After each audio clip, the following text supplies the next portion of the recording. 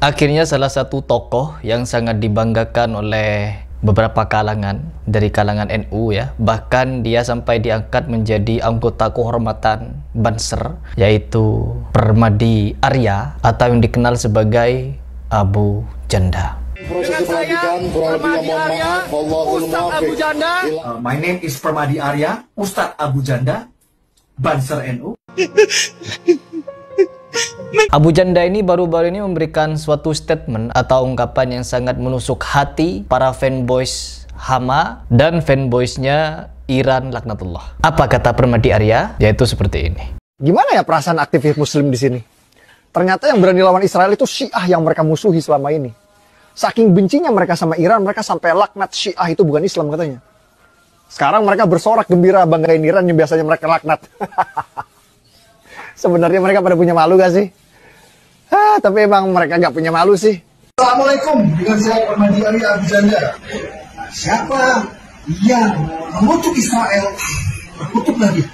Siapa yang memberkati Israel, memberkati lagi. Saya pun kemarin juga ikut heran teman-teman ketika saya memberikan postingan ini. Saya memposting salah satu pernyataan bahwa Iran dengan Israel ini adalah saudara dan sekarang tengah berkonflik. Ya biasa, saudara kadang memang berkonflik ya, sama halnya dengan Iran beserta Israel. Di dalam keluarga pun kita pasti akan menjumpai ya pertengkaran, salah faham dan lain sebagainya. Tapi kalau orang Syiah dengan Yahudi, pertengkarannya adalah karena mereka berebut untuk siapa yang paling unggul menguasai Ardus Syam. Mereka dulunya ini bestie, mereka adalah kelompok yang selalu bekerja sama di dalam melakukan pembantaian. Dan pasti pernyataan saya ini tidak disukai oleh penggemar Iran yang sekarang tengah banyak memuja-muji ya karena menyerang Israel. Ya tinggal tunggu kehancuran. Allah itu maha adil, Allah itu maha perkasa ketika mereka ini menghinakan Nabi Muhammad SAW. Syiah Rafidah, Iran terkhusus, karena di situ adalah pusatnya Rafidah. Mereka ini meneraka-nerakakan, mencaci maki Abu Bakar, Umar, Utsman, Aisyah, Hafsah, semua sahabat Muhajirin dan Ansor. Asyhadu anna Aba Bakr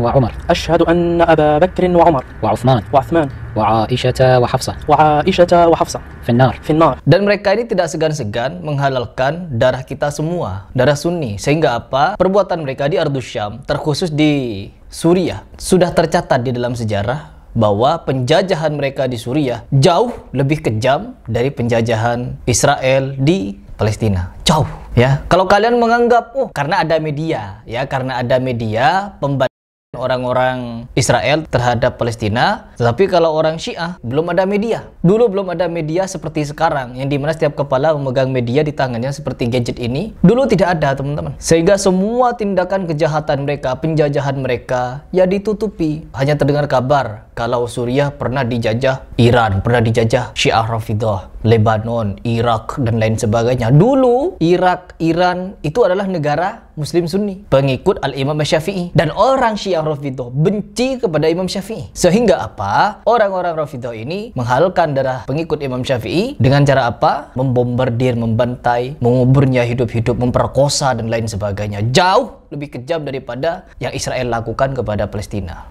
Dan kali ini orang-orang Indonesia tengah bangga-bangganya kepada Iran karena Iran berhasil membombardir Israel. Ya tidak perlu heran, karena memang Iran ya cukup kuat mampu untuk melawan Israel. Namun sekutu Israel yaitu Amerika, dan mereka juga tidak akan tinggal diam. Dan ini sebagian dari terwujudnya doa orang-orang yang terzolimi, terkhusus di Gaza sana. Mereka terzolimi, dizolimi Syiah, dizolimi Yahudi, sehingga mereka ini berdoa melalui hati yang paling dalam kepada Allah Subhanahu wa taala untuk menghancurkan musuh-musuh Islam. Dan sekarang terjadi, mereka sesama musuh Islam ini saling bertengkar, perang, saling kirim rudal. Dan kita akan menyaksikan dua negara yang sama-sama musuh Islam ini akan hancur bersamaan. Dan kita saksikan negara Arab, yang dimana negara Arab ini ya tidak berpihak kepada Israel dan juga tidak berpihak kepada Iran. Meskipun ada isu bahwa Muhammad bin Salman berada di pihak Iran, itu tidak akan mungkin teman-teman. Kerajaan Arab Saudi berpihak di sisi Iran ya tidak akan mungkin. Sebenarnya tidak akan mungkin. Karena apa? Kerajaan Arab Saudi itu bersekutu dengan Amerika, dan Amerika bermusuh dengan Iran.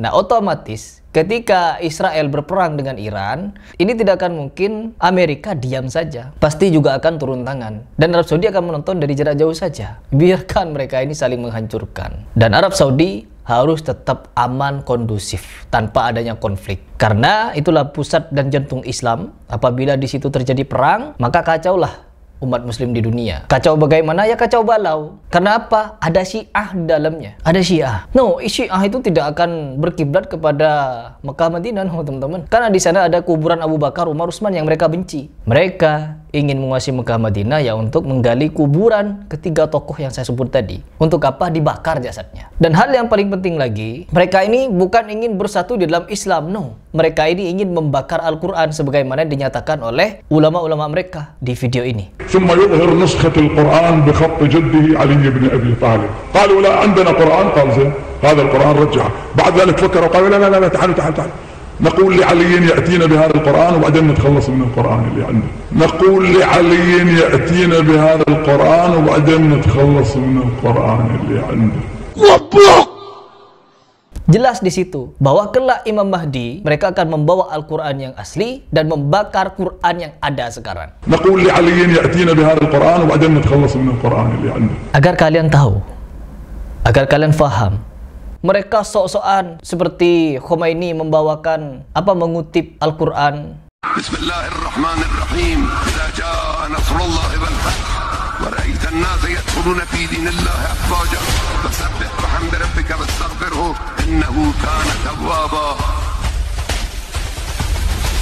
Mereka ini membenci Al-Quran, teman-teman. Mereka menganggap Al-Quran yang ada sekarang ini palsu. Yang asli nanti kelak akan datang melalui siapa? Melalui Imam Mahdi yang mereka yakini. Terlebih lagi diusung narasi bahwa Khomeini itu adalah keturunan Nabi Muhammad SAW. Na'udzubillah min dzalik. Ya Allah. Belum lagi saya di-share beberapa video kebejatan orang-orang Syiah, nikah mut'ah, dan beberapa hal kegiatan lainnya. Kalau kalian menyaksikan, kalian akan jijik. Apalagi di acara Asyura itu. Lebih jijik lagi. Melukai diri sendiri. Konyol. Bukan agama ini, teman-teman. Sekte sesat dari orang-orang yang mengaku Islam. Bikinan siapa? Bikinan Abu Lu'lu'ah, Abdullah bin Sabah, tokoh Yahudi yang pura-pura masuk Islam. Mereka membuat jalan. Setelah jalannya terbentuk, diimprovisasi oleh Abu Lu'lu'ah. Dan Abu Lu'lu'ah, pembunuh Umar itu sampai sekarang diagung-agungkan sama kelompok Syiah ini. Bener kata siapa namanya, kata Abu Janda tadi. Orang Indonesia ini tidak punya malu. Ketika para kiai di Indonesia, kayak yang lurus ya, para kiai, para habaib yang dulu membuat organisasi anti Syiah Indonesia sampai-sampai dijuluki Wahabi oleh orang-orang Syiah Rafidah. In today's khutbah, I would like to talk about the situation of the Shias in Indonesia. Last month in a city known as Bandung in the West Java province of that country, an anti-Shia National Alliance rally was organized in a mosque by some of the Muslim organizations, a number of them, all coming from the Salafi Wahhabi background. Aliansi nasional anti Syiah insya Allah tetap